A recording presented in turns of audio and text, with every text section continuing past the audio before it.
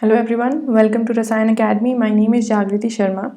So guys, this video is basically solutions to the questions on spectroscopy. So in the previous video, which was based on stereochemistry, in the description I had given you a practice sheet, right? So there were around 12 questions, and in this session I'll be solving around 5 to 6 questions, and in the other video following this, you will get answers to the next questions. All right. So I have taken 5 to 6 MCQs that I had given out of that practice sheet, and let's begin. Alright, so this is the first question. The first question is asking, how can you differentiate the following compounds on the basis of C13 NMR spectroscopy?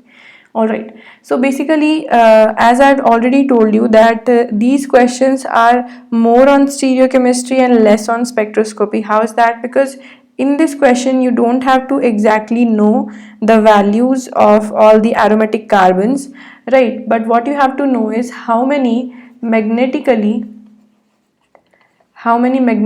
unequivalent or equivalent carbons are there. Alright, what do I mean by that? The thing is, a compound, a molecule basically is going to give a peak for magnetically distinguishable carbons. For example, in the simple benzene molecule, I'm having 6 carbon atoms, 1, 2, 3, 4, 5 and 6. Okay, but all of these 6 carbon are going to give us one peak for C13 NMR. Similarly, if I'm talking about the carbon on, just for example, I'm taking my tertiary. Alright, this is my pentane over here. So basically, in this molecule, I'm going to get one signal for these carbons, basically the methyl carbon. All of them are same, and only one signal for this carbon. So I'm only going to get two signals. Alright, so basically the question is only asking you how many magnetically different carbons are present in the C13 NMR spectroscopy, which are going to give you the signals. Okay, so let's now look at our options which are given. This is our first question, and how many signals this is going to give? How many signals are we going to get in the first molecule? Let's see. So how can we determine that how many signal it is going to give? First of all, we are going to look at the molecule and check if there is any symmetry element present in it. What do I mean by symmetry element? For example, this molecule has a sigma plane over here. Okay, so if this molecule is having a sigma plane, that means the left half is equal to the right half, isn't it? So if the left half is equal, then these two carbons are going to be the same. These two carbons are going to be the same, right? Let me just write A and B over here. So these two carbons are going to be the same. The third carbon is C and the fourth carbon is D. So we are having A, B, C, D, 4 signals for this molecule. Alright, so what you have to do is you just have to find out the number of carbons which are magnetically different, because only those carbons are going to give us the peak. Alright, the same carbons are not going to give different peak, they are going to give one peak only. Alright, so for example, these two carbons are going to give us one peak, these two carbons are going to give us another peak, and there will be a separate peak for C and D because there is no sigma plane like this. So C and D are all both different. Okay, so this molecule is going to have 4 signals in the C13 NMR spectroscopy. Now if we are able to predict that these 3 molecules are going to give different signals, different number of signals, then definitely we will be able to differentiate between these 3, right? So let's now move on, option number B. So if you look into this molecule, then you will find that there is no sigma plane over here. There is no sigma plane other than the molecular plane. Yes, there is a molecular plane definitely, and the molecular plane is bisecting all of the atoms into half, but that is not going to help us in reducing the number of carbon signals. So we are going to have 1, 2, 3, 4, 5 and 6. So we are going to have 6 signals in the case of B molecule. Why? Because there is no sigma plane and all of the carbons are different. So different signals for different carbon. Similarly, if we look at the third molecule, again guys, what we can do is we can we can draw a sigma plane in this molecule like this. We can draw a sigma plane like this, and there is also one more sigma plane like this, and there is one more sigma plane like this. All right, so what is happening? As you can see that these two carbons are going to be the same. Similarly, these two carbons are also going to be the same. So if I just erase everything and just writing the number of signals again. So if I rather search for a C3 axis, it would be better to understand that all of these three carbons would be equivalent from a C3 axis. Similarly, all of these carbon would be equivalent again from the C3 axis. Okay, so we are only going to get two signals in the case of the third molecule, right? So look at this. So basically, definitely we'll be able to differentiate based on the number of signals, which is basically the number of magnetically distinguished carbons or magnetically unequivalent carbons which are present in the molecule. All right, 4 signals, 6 signals and 2 signals for here. All right, so now we are going to look at the second question. So this question is asking, for each of the following compounds, predict the expected number of signals in the C13 NMR spectra. So again, it is asking us the same thing exactly, that what are going to be the number of signals for all of these molecules. So hopefully you have done everything, and yes, let's check out for the first one. So there are two sigma planes as I can see like this, and let me also check if there are more sigma planes. So guys, if I cut the molecule like this, then also there is a sigma plane, okay, because these two carbons will now be similar and these two carbons will also be similar. Similarly, there is one more sigma plane over here, so these two carbons are also going to be similar.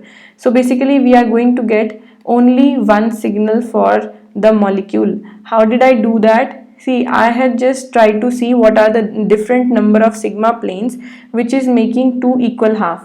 So with this sigma plane I am getting these 2 equal half, with this sigma plane I am getting these 2 equal half. So basically there are 1, 2, 3 and 4 sigma planes with which I can say all of the carbons are equal. Yes, so we are basically having how many carbons? We are having 1, 2, 3, 4, 5, 6, 7 and 8. So I'm having 8 carbons, but all of the carbon are same, so I'm going to get only one signal. Alright. Similarly, let's also look at cyclopropane. So guys, we are considering the planar form, so you don't need to be worried about the tub shaped form or the chair conformation, because it is not written, so it is, the question is only asking about the planar form. Okay, so again we are having a C6 axis, so either we can look at the sigma planes, we are going to have so many sigma planes, or we can look at the C6 axis over here. So definitely all of these carbon will also be the same. We are going to get one signal for this molecule as well. Okay. Similarly, let's look at the methyl pentane molecule. So basically in this molecule we see that there is a sigma plane over here bisecting the molecule into half, and this is the only one sigma plane that we can get. Okay, so either you can take the sigma plane like this, or you can consider this as the C2 or rotation axis, by which even if we are trying to rotate the molecule, then these two carbons are going to become the same. Let me write them A, both of them are going to be A, and both of these are going to be B. Alright, so this is the only sigma plane or only C2 axis which is present, and this carbon is going to be C and D. There is a methyl over here, right? So we are going to have 4 signals for this molecule C. Similarly, let's look at option number D. So basically this molecule over here is our 1,1-dimethyl cyclobutane. So if you rather draw it like this, it would be very easy to understand that there are going to be 2 sigma plane. The one sigma plane is basically the plane which is containing all of these 4 carbons. This is exactly the sigma plane which is going to cut into half, because both of the methyls are going to be the same, right? So we are going to consider this carbon as A. Secondly, there is one more sigma plane which is bisecting the molecule into half like this. by which we can consider that these two carbons are going to be the same. Alright, so these are the only two sigma planes which are possible. So we are having A, B, C and D. Again we are having 4 signals for this one. Alright, yes. Okay, let's now look at option number E. So again, in this type of molecule, if you if you simply consider this molecule, it would be really great to understand that there are two sigma planes like this, and how many signals can we get? Dekho, these two carbons are going to be the same. Let me just write A over here, right? Because of the presence of this sigma plane. Also, these two carbons are going to be the same. Let me just name them B and this is C. So if we consider it like this simply, then we can get 3 signals for this. Okay, but in the question it is not specified that these are the two. This is our 1,3-dimethyl, but in the question it is not particularly asked that is it cis or is it trans. It is not asked. Alright, so you don't have to worry about that. But still, if you want to find out that what are going to be the number of signals for the trans molecule and for the cis molecule, we can do that.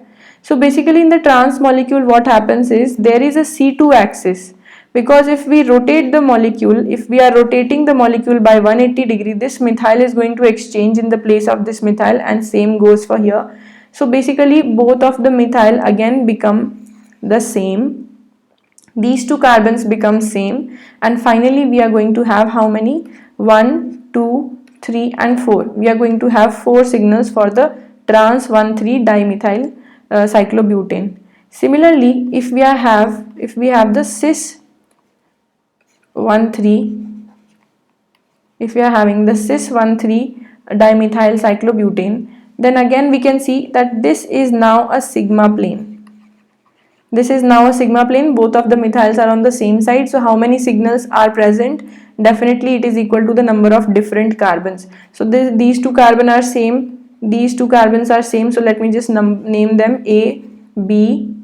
Okay, and the rest is C and D. So we are again having 4 signals for the cis as well. So basically guys, dekho, we are getting the same number of signals, but the carbons which are rendered equal are not because of sigma plane in both the cases. It is only in the cis that we are getting a sigma plane, but in the trans we are getting a C2 axis like this. Okay, yes, so hopefully you have seen all of this, and now I'm going to make some space for the F molecule. Now this is our 1,2-dimethyl cyclobutane, and if you consider the planar structure, then it's really great, because you just have to see that this is our methyl, this is methyl. Because of the sigma plane, both of them are equivalent, and we are going to get 1, 2, 1 for this, 2 for this, 3. We are going to get only 3 signals. So if we are considering it like this, then only 3 signals. Let's again consider the cis and trans. So if we are having the cis molecule like this, then definitely there is going to be a sigma plane. So 1 for the methyl, second for these two carbons, and third for this. So again we are getting 3 signals in the cis conformation. Alright, in the cis 1,2-dimethyl cyclobutane molecule. What about the trans? What about the trans? So in the trans molecule we are having a C2 axis which is passing through the molecule like this. So even the C2 axis is going to make both of the methyls equivalent, right? Because the molecule can be turned 180 degree and we are going to get the same conformation or the same molecule back again. So that is why both of the methyl are same. Definitely both of these two carbons are also going to be same, and this is also same. So basically in the trans we are again having 3 signals as compared to cis, but in the cis molecule we had a sigma plane, and in the trans we have a C2 axis. This is the only difference. Alright, and the last one is our tetramethylsilane, and this is used as a reference because all of these methyl groups are all equivalent, so it is only going to give us one signal, and the one signal we take as 0 ppm just because we are taking the TMS as our reference molecule, and because all of the carbons are also shielded, that is why it is the least value that we usually take. All right, so this is what we take as reference, 0 ppm in the HNMR spectroscopy. All right, yes, so it is only going to give us one signal. So now let's move on to the third question. How many number of signals will appear in the C13 NMR again? So again the logic is the same. You just have to find out how many number of carbons are there which are magnetically non-equivalent. Okay, so that is what you have to find out. Again we can see this molecule A over here, and we look at this molecule, we find out that there is going to be a sigma plane over here. Yes, any other sigma plane have you found out? Okay, any other sigma plane or a C2 axis? So the sigma plane and the C2 axis are on the same direction. If we consider sigma, then also it's okay, because both of them are parallel and basically the same, right? So let's just write A for this.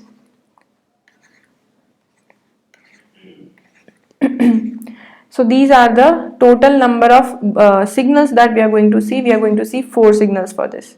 Similarly, for the other molecule, so guys, this is a bicyclic molecule, and if you try to see, then there is basically a sigma plane which is bisecting between all of these carbon-carbon bonds, right? So this is the sigma plane. I haven't drawn it very well, but yes, hopefully you understand that the molecule can be bisected into half, and that is why this carbon A is going to be equivalent to the other carbon. So I'm writing A. This carbon is going to be equivalent to other carbon B, and this carbon is going to be equivalent to another carbon C, and same goes for this. But are we going to have 5 signals for this? Because there are how many? 1, 2, 3, 4. Are we going to have 4 signals? Let's check once again. Dekho, this molecule basically is, guys, is having this sigma plane over here. Yes, but it is having more number of sigma planes, or let's say a C3 axis. The C3 axis is going to pass through these two carbons, and if you rotate the molecule by 120 degree, if you are rotating the molecule by 120 degree, you will be able to realize that both of these carbons are same. Similarly, both of these carbons are same, and similarly both of these carbons are same, which makes it that all of the carbons all of these carbons are going to be the same, and the bridging carbons are different. So I'm just going to have two signals. I'm just going to have 2 signals for this molecule, because it is having one sigma plane like this and a C3 axis which is rendering all of the carbons over here as same. Alright, so hopefully you understood. Now let's look at the third molecule. In the third molecule, what do we see, guys? Okay, so this is something different, but can we try to find out a sigma plane or a C2 axis? Let's see. Let's bisect from these positions. So if we are bisecting from these positions, what do we see? We see that there is still a possibility of a sigma plane which is basically cutting through all of these points. Okay, so it is basically cutting through all of these points, cutting the molecule into perfect half. So that is going to make, alright, so let me just write again. This is having 2 signals, this is having 1, 2, 3, 4 signals. Okay, let's write again for this. The number of signals are going to be A, B, B, there is this C, D, D and E. So there are going to be 5 number of signals in this molecule, because we are only having one sigma plane which is rendering these carbons same. Alright, but the bridging carbon, this carbon C and E are not having any match, so definitely they are going to be different. So we are getting 5 signals in this molecule. So till now what you had to do is you just had to find out the number, or basically the plane of symmetry or a symmetry axis that is going to help you in determining how many different carbons are present for different number of signals. Okay, so here again we are having in this question the number of signals that appear in the broadband decoupled C13 NMR spectrum of phenanthrene and anthracene respectively are. So guys, basically what is a decoupled C13 NMR spectrum? That will be see, usually carbon, the C13 carbon has I is equals to half nuclear spin. Similarly, our proton is also having the same nuclear spin, which is our 1H, not the deuterium but the 1H. So this is having the same nuclear spin, and most of the times what we get is, when we are finding out the NMR spectrum of carbon, we are also getting a lot of peaks for the proton. So if we want to look at the carbon clearly, we have to decouple it with the proton and to get a decoupled proton NMR spectrum. Alright. So the molecule or the question is asking about phenanthrene and anthracene. Let's write both of them.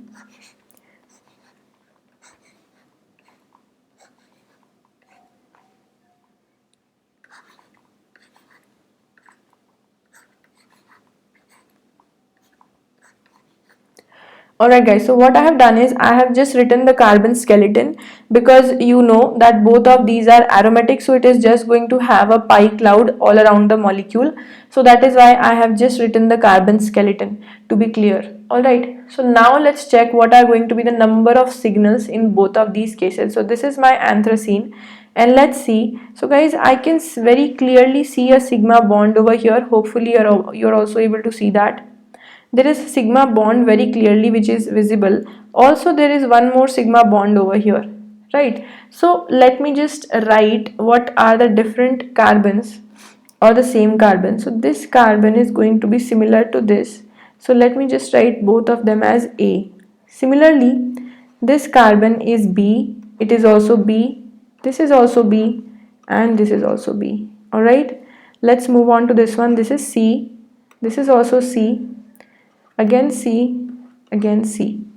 This one must be D, D, D and D. So basically how many number of carbons we are going to get, how many peaks we are going to get? We are only going to get 4 peaks. Alright, we are only going to get 4 peaks for the anthracene. Why? Because all of these carbon, there must be how many carbons? 6 for this ring, 6 for the other ring, right? 12, 13 and 14. So we are having 14 carbons, but the peak are only going to be 4, because the carbons which are magnetically unequivalent are only 4. Alright, let's now also see what about phenanthrene. So in the phenanthrene structure, we can see a sigma bond or a C2 axis passing from the molecule like this, and this is the only C2 axis or the only sigma plane which you can observe, because the phenyl ring is on the above, so we cannot divide the molecule into half like this. Definitely this is the only possibility, right? So which makes us see that this is A, this is B, this is C over here, this is D, this one is E, and this is F, but we have one more, so it is going to be G, both of these. So how many carbons do we have? How many signals do we have? 1, 2, 3, 4, 5, 6 and 7. So we are going to have 7 signals for phenanthrene. Alright, 7 carbon 13 NMR signals for phenanthrene. So the question is asking for phenanthrene and anthracene, so we have to write in this order 7 and 4. So 7 and 4 is going to be the answer, which is option number C. So hopefully you have also got the same answer. Alright guys. Yes. So there is one more question. The order of lambda max in the UV visible spectra for the compound A to C is. So now this question goes back to the UV visible spectroscopy, and guys, if you have noticed, I have already made a playlist on UV visible spectroscopy. So hopefully you have visited the playlist and learnt about the Woodward-Fisher rule of calculating the lambda max. How are we going to calculate the lambda max? Here in this molecule A, we are having a homoannular diene system. So the base value that we take for the homoannular diene system is going to be 253. Base value, this is the base value, alright. And what after the base value, we are getting to see that we have 1 and 2 and 3 three ring residues or the alkyl groups. So here, because we are having ring, so we are going to write the ring residue. So for every ring residue we add 5 nanometer. So for 3 we are going to add 15 nanometer. Similarly, for this ring we are having an exocyclic double bond, right? So for this ring we are having an exocyclic double bond, again plus 5. So basically it is going to be 273. 253 plus 20 is going to be 273 nanometer. Similarly, let's look at molecule B. So again we are having homoannular diene system 253 for that. And then when you are having conjugation, extended conjugation, so we add 30 for the extended conjugation. Similarly, let's check the ring residue. We are having 1 and 2 and 3. So again we are having 3 ring residues. So again I'm going to add 15. And lastly we are going to see the number of exocyclic double bond. So this double bond is basically an exocyclic double bond to this ring. Alright, so we are having one exocyclic double bond. So we are basically going to add 50 to 253. Yes, it is going to be 253 plus 50. This is going to be 303 nanometer. Alright. Let's also see molecule C. So in this molecule we see over here a transannular diene, or basically a heteroannular diene system, for which we roughly take up 215 nanometer. Alright, so along with that we see that there are 1, 2 and 3 ring residues. So again 15 plus for that, and the exocyclic double bond. So for this ring we are having this exocyclic double bond, and for this ring no exocyclic. So basically we are just going to add another 5. So this is 215 plus 20, yes, going to give us 235 nanometer. So hopefully you have also tried to calculate it this way. There might be a little bit of yes, so this is the overall calculation, and we can see that B is going to have the highest value as compared to A, and this is the value for A, and lastly we are going to get C. So B is going to be greater than A, greater than C. This is our option, which is the correct one. Alright, so we have already done this, guys, in the Woodward-Fisher rule. We have taken a lot of examples also. Hopefully you have seen the video. Alright, so guys, these were some of the solutions. More solutions are going to come up. Thank you so much for watching, guys, and if you like this video, please give it a thumbs up. Please also share it with your friends if you think that the content is helping you out, and if you haven't already subscribed, please subscribe for this channel. And thank you so much for watching and subscribing to Rasayan Academy. I'll see you soon with more videos coming up. Thank you, guys.